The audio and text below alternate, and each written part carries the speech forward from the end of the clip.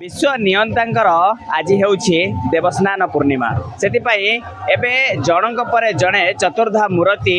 स्नान वेदी को विजय करुछंती मोर सजों को भी देखापी ये हेउछि तृतीय श्रीक्षेत्र नीलगिरी दृश्य वर्तमान महाप्रभु झुली झुली मंदिर बेढ़ारू बाहर स्नान वेदी को आसवे निश्चित भाव में आप देखिपे किपरि भाव महाप्रभु को सेवायत माने वर्तमान गोटी पहंडी करी स्नान वेदी को आणुचंती एवं घंट करताल एवं वाद्य संपूर्ण भाव ए मंदिर परिवेश भक्तिमय परिवेश सृष्टि होती घंटर ताले ताले ओडिसी जो नृत्य माने रही नृत्यंगना माने रही ओडिसी नृत्य परिवेशन करुछंती एवं सही ताले ताले महाप्रभु झुली झुली बर्तमान देखुवे किपरि भाव में महाप्रभु को टाहिया संयोग करा जाउची एवं परवर्ती समय रे महाप्रभु को गोटी पहंडी रे स्नान मंडप को निया जिवो एवं सेठारे 108 सुबासित जल रे महाप्रभु को स्नान करा जिवो संपूर्ण भाव में ये मंदिर परिवेश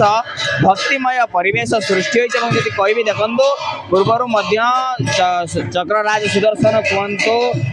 बड़ भाई बलभद्र कथा कहतु कि माँ सुभद्रा कथा कहतु समस्ते वर्तमान स्नान वेदी रे पहुंची सारी समस्त अपेक्षा रही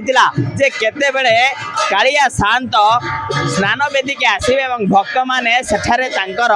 दर्शन करें संपूर्ण भाव में वर्तमान संपूर्ण नीति जहाँ रही सकाल मंगल आरती सरवा पर राजा नीति होता एवं राजा आसवा पर छेरा पहरा करते छेरा पहरा करने गोटे पर गोटे चतुर्धा मूर्ति वर्तमान स्नान वेदी को आसुचंती एवं परवर्ती समय रे महाप्रभुंकर स्नान यात्रा आरंभ हो स्नान 108 सुबासित गरा जल रे महाप्रभु स्नान करेंगे संपूर्ण भाव में समग्र सेवायत माने जारी रही निज निज कार्य रही जो रही नीतिकांति वर्तमान जगन्नाथंकर जितेबाला आसवे जो नीतिकांति रही टाइहा संयोगीकरण करा जाउची एवं तांकर आरती गोटी पहंडी रे महाप्रभु झुली झुली स्नान मंडप को आसवे जो महाप्रभुंकर स्नान यात्रा आरंभ हो संपूर्ण भाव में जो भक्त माने रही भक्त माने अपेक्षा करी रही गोटे वर्ष को अपेक्षा करते केतेबेले महाप्रभु यही स्नान वेदी के आसवे और स्नान वेदी रे महाप्रभु को भक्त माने दर्शन करेंगे भक्त एवं भावग्राही आज एकाकार हेबे से समग्र भक्त मंडल मध्य अपेक्षा करछंती जे केतेबेले स्नान मंडप को महाप्रभु चढ़िबे एवं महाप्रभु स्नान वेदी के आसिला परे केतेबेले सेमानंकर स्नान यात्रा आरंभ हो निश्चित भाव में देखिपे किपरि भाव में महाप्रभुंकर आरती कार्य चली आरती कार्य सरिबा परे महाप्रभु गोटी पहंडी करी स्नान वेदी को आसवे और स्नान वेदी रे तांकर स्नान कार्य बा जो 108 सुबासित गरा जल रे स्नान करेंगे महाप्रभु निश्चित भाव में देखिपे ए महाप्रभुंकर आरती चलवा समय किपरि भाव में घंट खल करताल रे ए समग्र परिवेश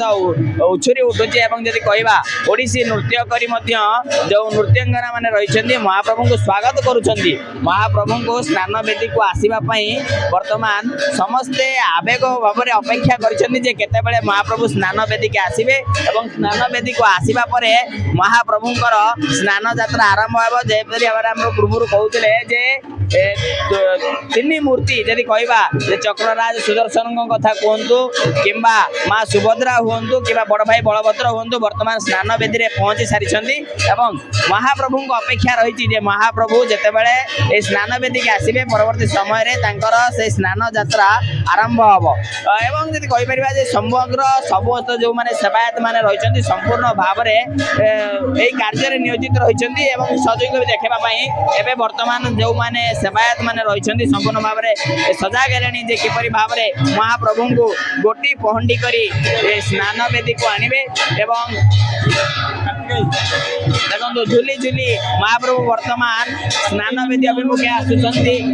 महाप्रभु वर्तमान आसुचंती जल जो महाप्रभु को जल स्नान रे लगी हम से जल वर्तमान स्नान मंडप को आसुची एवं जदि कहीपर जगन्नाथ स्नान वेदी के आसवा पर स्नान कार्य आरंभ हो गोटे पर गोटे जो सुबासित गर जला रही वर्तमान स्नान वेदी रे पहुंची सारे तृतीय श्रीक्षेत्र नीलगिरी दिलीप स्वाई कनक न्यूज।